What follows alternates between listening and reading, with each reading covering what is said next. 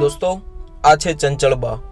તમે જોવો છો તે પ્રમાણે કે તે નાની મોટી વસ્તુ તો વેચી જાણે છે, પણ સાથે સાથે રોડ ઉપર સૂવે પણ છે. દોસ્તો, વિડીયોને પૂરેપૂરો જોવો અને ગ્રુપમાં શેર પણ કરજો. શું નામ છે માડી તમારું? ચંચળ. ચંચળબેન, બરોબર. ક્યાં રહેવાનું તમારું? નાની વેલ, મોટી વેલ, હા ડભોલી એ બધું આવ્યું ને.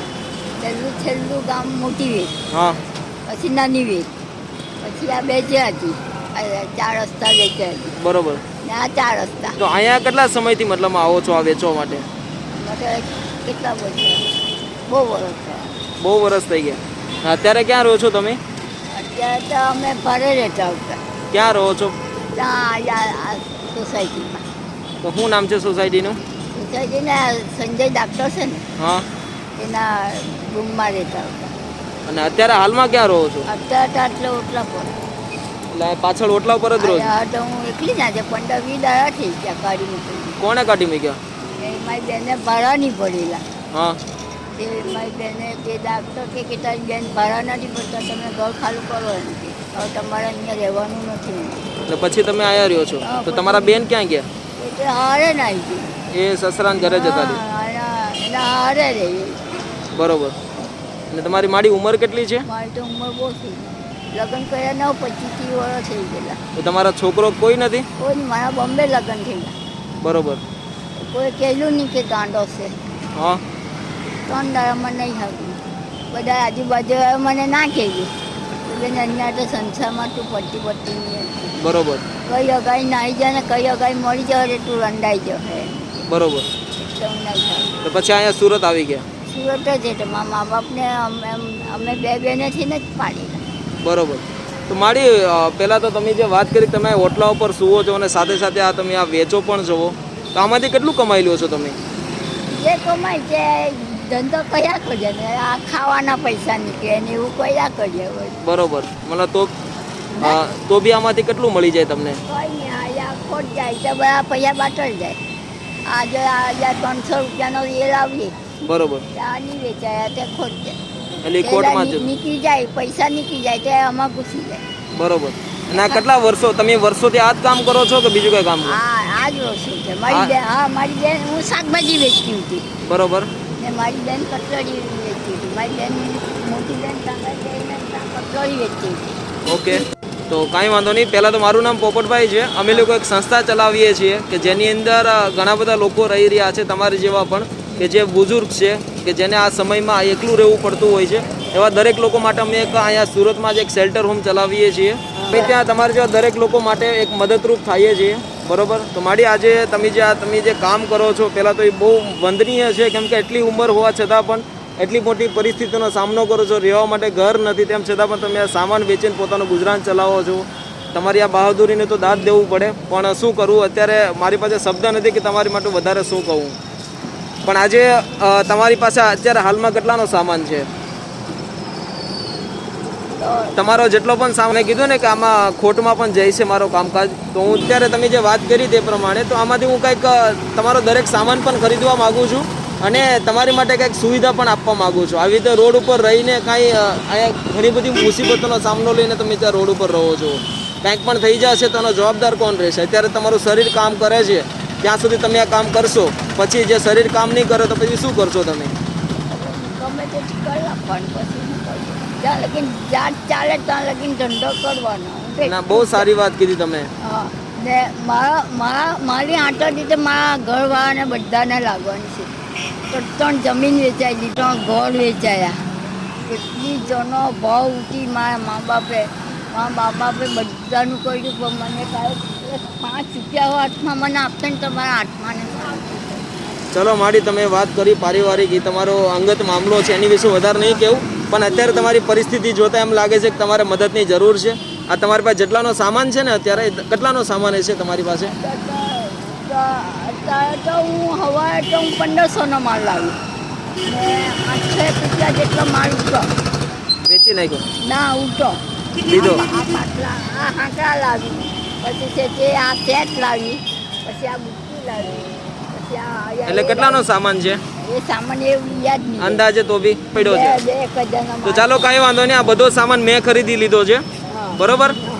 અને હવે તમારી માટે પહેલા રહેવાની એક સુવિધા છે ને, તમને ના ગમે ને તો પાછા આવી જાજો. હું અત્યારે જ પાછો પણ મૂકી જઈશ તમને, ના ના હોય બરોબર? એમને થોડું સારું લાગે. હા, તમને ના ગમે તો પાછા આવી જાજો. દોસ્તો અમે લોકો અત્યારે હાલ સુરતની અંદર જઈએ અને અહીંયા કતારગામ એરિયાની અંદર આ માડી ઘણા સમયથી અહીંયા નાની મોટી વસ્તુઓ વેચી રહ્યા છે. તો અને સાથે સાથે તે એકલા રહી રહ્યા છે ને કે એને વાત કરી કે અહીંયા પાછળ ઓટલા ઉપર સૂવે છે. માણસની પરિસ્થિતિ આપણને ક્યાંથી ક્યાં લાવી દે છે તમે જોઈ શકો છો, પણ કાંઈ વાંધો નહીં, આપણે માણસ છીએ તો માણસની મદદ કરીએ છીએ. અને આજે મારી માટે જો થોડીક મદદ થઈ જશે તો એની માટે ઘણી મોટી સેવા પણ થઈ જશે. તો ચાલો કન્ટિન્યુ વિડીયોને જુઓ અને તમારા ગ્રુપમાં પણ તેને શેર કરજો. તો આવી જાઓ માડી, ચાલો મારી સાથે. પણ તે કરી શકશે. તો માડી, કેવો લાગ્યો તમને અહીંનો માહોલ? સારું લાગે છે. પણ સવારે મારે 7 વાગે એટલે જવાનું. બરોબર. 7 વાગે એટલે પાછી આટલે. કાંઈ વાંધો નહીં, તમને અહીંયા હા તમે કામ કરવા માટે ગમે ત્યારે જઈ શકશો અને રાત્રે પાછા આવી જાઓ. હા કેમ કે તમે વાત કરી કે તમે કામ તો સારી રીતે કરી જાણો છો. હા કરી જાઉં. બધું સામાન બામાને હોય અહીંયા જ બધું મૂકી જવા. મારા લુગડા ફીકડા બીજું આ બધો સામાન અહીંયા મૂકી જવા. બરોબર. એટલું મારું આ વેચવાનું સામાન લઈ. કાંઈ વાંધો નહીં, કેમ કે તમારી પાસે રહેવાની સગવડ નથી. કે કેટલા દિવસ તમે વાત કરી કે તમે 15-20 દિવસથી ત્યાં ઓટલા ઉપર સૂતા હતા, તો મને થોડીક એની વિશે વાતચીત કરશું થોડીક, કે આવી રીતના દિવસો કેવી રીતે જોવા પડ્યા તમારે? શું કરે દિવસ એવા આવે તો શું કરીએ. હવે બેને મા બાપે હો દગો દીધો, માએ હો દગો દીધો. મા મળી ગયા ને આજે 3 મહિના થયા છે. બરોબર. તો 3 મહિના થયા પેટમાં અનાજનો દાણો નહીં મારો.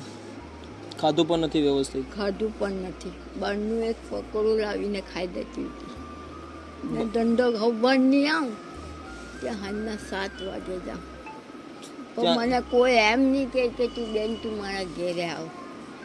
કોઈ તો કોઈ તમને ત્યાં આખી જિંદગી ધંધો કરીને એ લોકોનો બધો પૈસો મેં આપ્યો.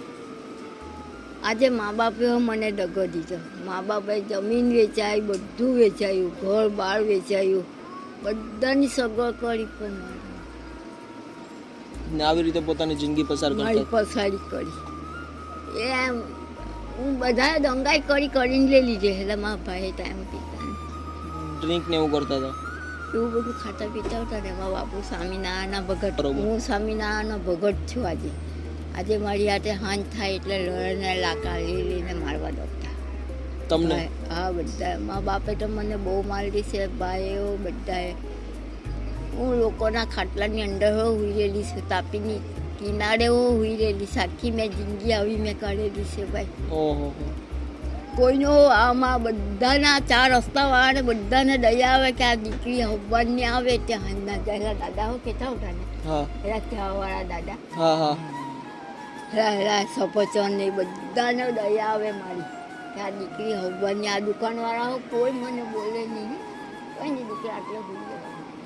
ના ના, બહુ સારી વાત છે કે આજુબાજુ તમને લોકો સપોર્ટ થોડોક તો કરતા હતા. હા કરતા હતા. આવા હુવાની બધાની પાણી સગવડ, ચા પાણી કે બધું મને બરોબર. કરતા. ચાલો કાંઈ વાંધો નહીં માડી, કદાચ ભગવાનનું ધાર્યું જે થતું હોય એને આપણે નથી ટાળી શકતા. અને હવે તમને એક સારો આશરો મળ્યો છે અહીંયા, તો આને સારી રીતે આનો ઉપયોગ કરો. તમારે જે કામ રોજગાર કરવો છે, જ્યાં સુધી તમારું શરીર કામ કરે છે ત્યાં સુધી કામ પર જાઓ. કામ પર જાઓ. મારી જિંદગી ચાલી ખાધા વિના હો મેં આવો ધંધો કર્યો છે. રાત ને દિવસ ને ચોમાસામાં હો ત્યાં જ આખો દિવસ. ચાલો કાંઈ વાંધો નહીં, અમે એમાં તમને રોકી નથી શકવાના. કેમ કે તમારું શરીર જો જેટલું કામ કરશે, જેટલું એક્ટિવિટી રહેશો તમે, એટલું તમારું શરીર વધારે મજબૂત પણ બનશે. બરોબર. એની માટે અમે તમને નહીં રોકી શકીએ, પણ અહીંયા તમને દરેક રીતની સુવિધા મળશે. રહેવાનું, જમવાનું, બધું જ સુવિધા તમને મળશે. બરોબર. અને તમારા જે સામાનની મેં વાત કરી હતી કે તમારો દરેક સામાન અમે લોકો ખરીદી લઈશું. તો આજે એ સામાનના પૈસા રૂપે આલ્યો હું તમને થોડાક પૈસા જે હોય, પણ આ થોડાક પૈસા રાખો તમે. આ તમને તમારા કામની અંદર વધારો કરશે. બરોબર. આલ્યો પૈસા રાખો. એક દીકરા તરીકે આપું છું, ભેટ રૂપે આપું છું તમને, તમારી મહેનત ના આપું છું.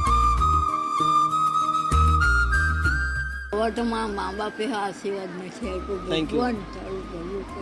આ તો એક નાની અમથી એક રકમ છે, પણ હજુ સુધીમાં કોઈનો રૂપિયો ખાતો નથી. મહેનત કરીને ખાતી છે.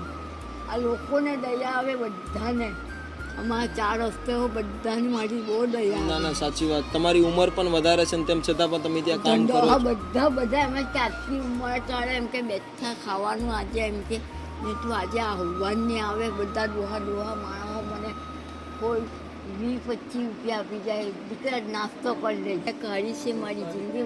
અમારા ગામમાં હોય તો દીકરા અમારા ગામવાળા હોય મોટી વેરવાળો એમ કે ચંચી તું આવી કેવી છે જાય. ના ના માડી, ચાલો કંઈ વાંધો નહીં. જે થયું એવું કદાચ કોઈને બીજા દિવસો લોકોને ના જોવા મળે અને આવનારા દિવસો તમારા સારા છે એ ભગવાન આપણે પ્રાર્થના કરીશું. અને બસ તમે શાંતિથી રહો અહીંયા અને તમારથી જે કામ થાય છે એ કરો, ના થાય તો અહીંયા શાંતિથી આરામ કરો. બરોબર? જ્યાં લગીને ધંધો થાય ત્યાં લગીને તો કરવાનો જ વાંધો નહીં, વાંધો નહીં. મારી આટલા બધા ગોડા પૈસા આટલું બધું મને બાપે હોકારી મૂકી છે, માએ હોકારી મૂકી, બેને કે બધાએ. તો મેં તો ધંધો ઓટલા પર બેસીને ધંધો પહેલાં તો હું શાકભાજી વેચતી હતી. ના ના બહુ સારી વાત છે ને આજે તમારા જેટલો પણ ઓલો થશે દરેક વસ્તુનો અમે તમને મદદ કરીશું. કઈ વાંધો નહીં. દોસ્તો આજે જે પણ કાંઈ તમે આગળ વિડીયોમાં જોયું તે પ્રમાણે કે આવી પરિસ્થિતિમાં હોવા છતાં પણ જો માણસ પોતાનું મહેનત કરવાનું નથી ભૂલતો અને એટલી માડીની ઉંમર છે તેમ છતાં પણ તે પોતે આવી રીતે કતારગામ એરિયાની અંદર નાની મોટી વસ્તુઓ વેચી રહ્યા છે અને પોતાનું પેટ ભરી રહ્યા છે. તો માણસ છે તો માણસની મદદ કરીએ છીએ અને એની સાથે જે એને વાતચીત કરી કે એની સાથે જે વસ્તુ થઈ છે કદાચ એવું કોઈ સાથે પણ ના થવું જોઈએ. પણ શું કહેવાય છે કે ભૂલો બધી બાજુથી હોતી હોય છે. આપણે એક વ્યક્તિની ભૂલના લીધે કાંઈ ના કહી શકીએ, પણ અમુક ઉંમર થયા પછી પણ માણસને સમજવું જોઈએ કે સામેવાળા વ્યક્તિની વ્યથા શું છે, એની ભાવના શું છે. બસ આપણે થોડો ઘણો પણ જો વિચાર કરીશું તો આપણે હંમેશને માટે એકબીજા લોકોને મદદ પણ કરીશું. તો તમને જો આ વિડીયો પસંદ આવ્યો હોય તો પ્લીઝ તેને શેર કરજો નહીં. તો ચાલો માડી, હવે રજા લઉં છું. તમારું ધ્યાન રાખો, બરાબર? અને તમારે આગળ જે પણ કાંઈ કામ માટે જવું છે તો તમે જઈ પણ શકશો. ઓકે?